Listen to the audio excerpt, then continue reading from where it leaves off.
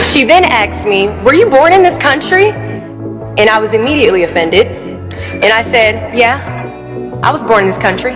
And then she says, "Do you have any kids?" I said, "No, I don't have any kids." She then asked me if I was married. And then I said, "No, ma'am, I am not married." She says, "How old are you?" I said, 19. "May I help you find something?" She then says, "You are the most beautiful girl I have seen." And I said, "Oh, thank you." And then she says, "I think you could be the next Miss USA." I'm in the Army, okay? We don't do pageants in the Army. She then asked me to meet her at Starbucks the very next day before my next shift at Target. And apparently I was a pretty open-minded 19-year-old because I actually agreed to meet her the very next day. The next day she brought this foot-tall stack of pageant books and proceeds to convince me to enter into a state pageant. So 3 months later, I compete in my first pageant and I lose. I go back the second year, compete in the state pageant. I lose. Go back the third year, compete in the state pageant and lose. Go back the fourth year, compete in the same pageant and lose. I go back the fifth year, y'all, compete in the state pageant and lose. But guess what? I go back the sixth year. Guess what happens? I lose.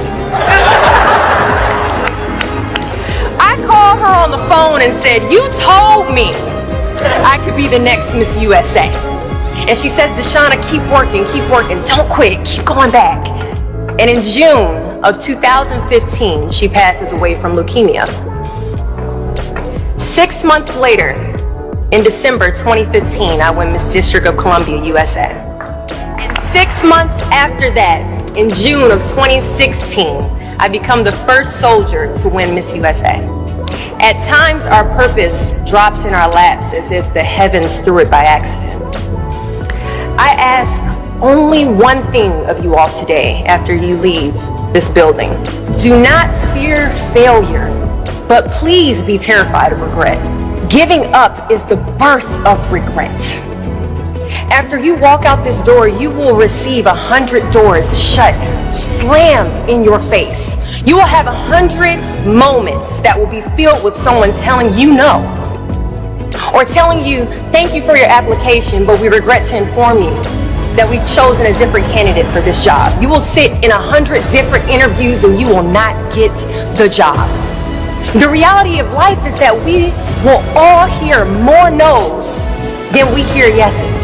And we will fail a lot, and I mean a whole lot. But what I ask of you today is to not take no for an answer. Don't be afraid of no's. Be afraid of the possibility of a yes that you have prematurely destroyed because you decided to quit before the clock strikes 12. I love a good no. Please tell me no. Telling me no is like adding fuel to a fire that is now set ablaze because of your single no. So today I challenge you to fight, to work, to not stop here, to believe so heavily in your aspirations that you too will not fear the word no, but instead you will choose to welcome it.